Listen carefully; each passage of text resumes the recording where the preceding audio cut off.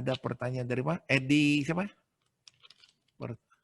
Untuk Pak Edi, apakah benih padi gogo bisa diaplikasi pada sistem hidroganik? Ya, terima kasih. Ya. Dari Pak Edi Rusli. Jadi setahu saya padi gogo itu kan padi ini Pak, padi yang untuk tidak perlu air banyak Pak. Nah, padi gitu, gogo. Ya. Perlu air banyak. Tapi bukan nggak perlu air banyak, tapi nggak perlu air terlalu banyak gitu. Beda sama padi biasa. Kalau padi biasa harus kita rendam kira-kira setengah polybag Pak.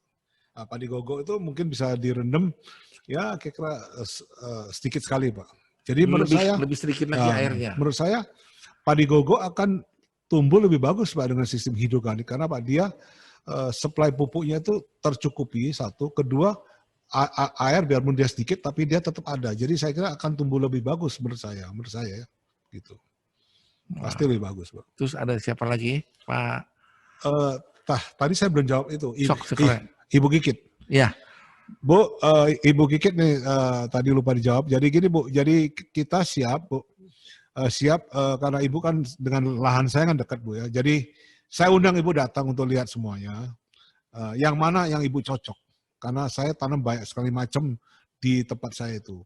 Jadi ada cabai, ada 3-4 macam cabai, ada juga terong, ada juga bonteng. Itu semua kita tanam karena saya mau lihat cara ini yang cocok itu apa Pak? Yang paling banyak hasilnya, gitu. Yang paling bisa menguntungkan. Gitu.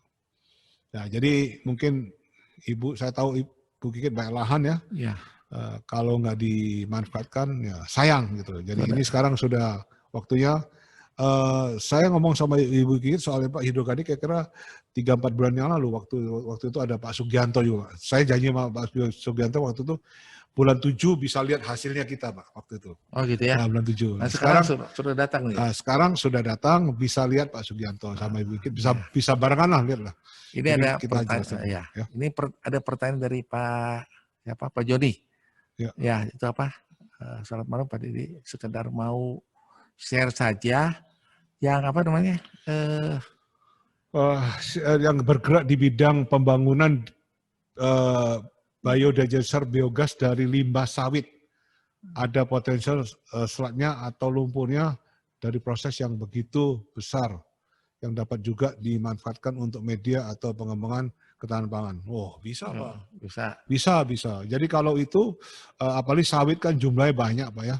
Jadi kalau bisa dibikin biogas dari sawit, saya kira itu yang bisa keluar pupuknya itu luar biasa Pak.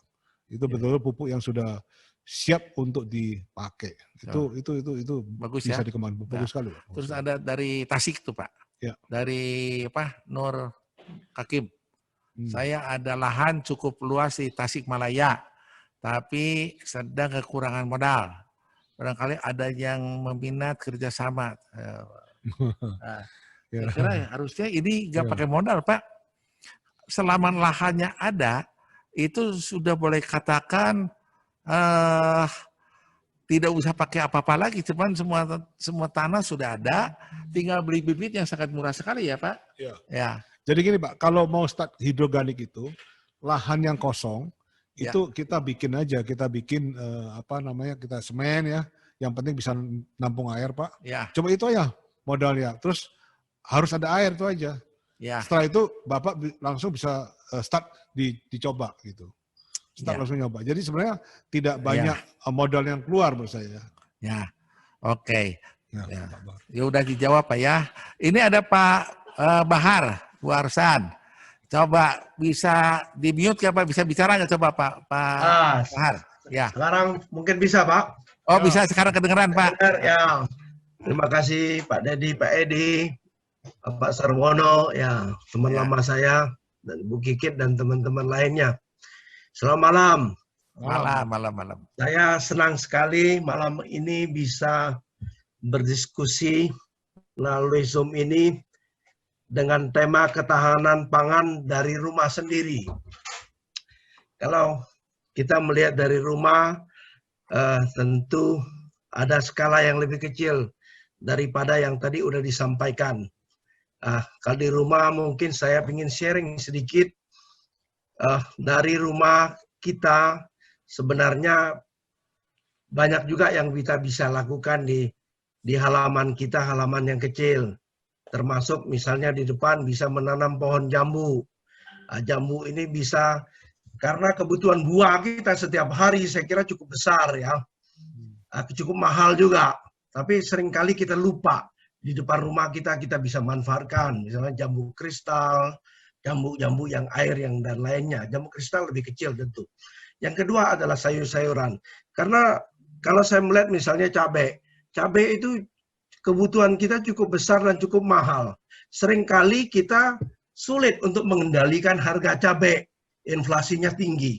Tetapi saya tidak melihat di depan rumahnya itu punya lahan yang seperti tadi sudah disampaikan ke Pak Edi, menanam sayur, menggunakan polybag tadi gitu kan. Ya, ini juga bisa kita manfaatkan dengan tanah yang biasa. Misalnya kita tambahkan pupuk kandang sedikit, ya kalau kita bilang hidroponik mungkin tidak semua orang mampu beli. Kalau kita lebih bicara skala rumah kecil, rumah Pak ya. Kalau skala rumah ini kan seringkali kita lupa adalah rumah itu adalah rumah yang besar. Tapi seringkali kita masyarakat yang diganggang itu, karena hari ini kita bicara tema ketahanan pangan mulai dari rumah Pak. Jadi kalau ini kita bisa memanfaatkan dari tanah, campur kompos sedikit, terus kemudian kita bisa tanam, yang paling mempunyai nilai cukup tinggi misalnya cabai. Cabai dengan 1 pohon, 2 pohon itu cukup terasa. Kalau tanam sayur mungkin 1-2 pohon, tanam kangkung 1-2 pohon nggak ada artinya mungkin gitu. Saya kira mungkin ini sharing malam hari ini sangat berarti. Terima kasih Inti sudah menggagas hal-hal yang seperti ini. Terus semoga tumbuh terus-menerus, kita bisa berdiskusi, kita bisa sharing mungkin lebih panjang. Nanti mungkin kita punya juga pengalaman-pengalaman sendiri. Sekian, terima kasih, selamat malam. Terima kasih Pak Bahar. Luar biasa sekali masukannya. Nanti tapi gimana juga Pak Bahar tetap harus bantu kita juga Pak untuk mensosialisasikan dan aktualisasikan permasalahan ketahanan pangan dari rumah ini. Karena Pak Bahar itu aktivis juga Pak. Gitu. Ya, terima kasih Pak Bahar. Ya, kita tetap ya, kita sama-sama, kita kerjasama, kita sosialisasikan supaya ini diaktualisasikan. Demikian, saya kira waktu juga sudah nyampe. Ya, terima kasih. Udah 8:30 ya sekarang. Jadi terima kasih kepada Pak Sarwono yang telah membawa kawan-kawannya, setelah masukannya Pak Sarwono. Terima kasih Pak Sarwono. Ya, terima kasih. Pak Yahya, terima kasih Pak Yahya. Ya, Pak Herman, terima kasih Pak Herman. Ya, Bu Kikit, Pak Sugianto ada di mana gak kelihatan. Aduh, ngumpet ya. Ya, demikian Pak Bahar juga. Dan semua yang ikut di sini, terutama Pak Ade Sudrajat dan juga Pak Sonson, senior kita, Pak Sonson. Ya, terima kasih. Saya kira akan kita ikut lagi acara-acara Selasa depan yang lebih menarik lagi. Ya, ada siapa lagi yang itu? Ada Pak Leon juga ya. Pak Leon sudah hadir. Yang biasanya Pak Leon itu jarang hadir, itu hari ini luar biasa sudah hadir juga. Terima kasih juga Pak Leon, kiriman garamnya untuk saya Pak Leon. Karena garam itu sangat berguna untuk kalau kita masuk angin ya, disedot oleh garam. Terima kasih Pak Leon. Dan juga siapa? Pak Utama Karjo juga ada Pak. Pak Utama. Yang dari Kadin Pusat. Waduh, ya. Pak Utama Karjo. Nah ini nih. Nah, sama. Terima kasih Pak. Pak Utama. Ya. Semua sahabat-sahabat kita sudah hadir. Terima kasih semuanya.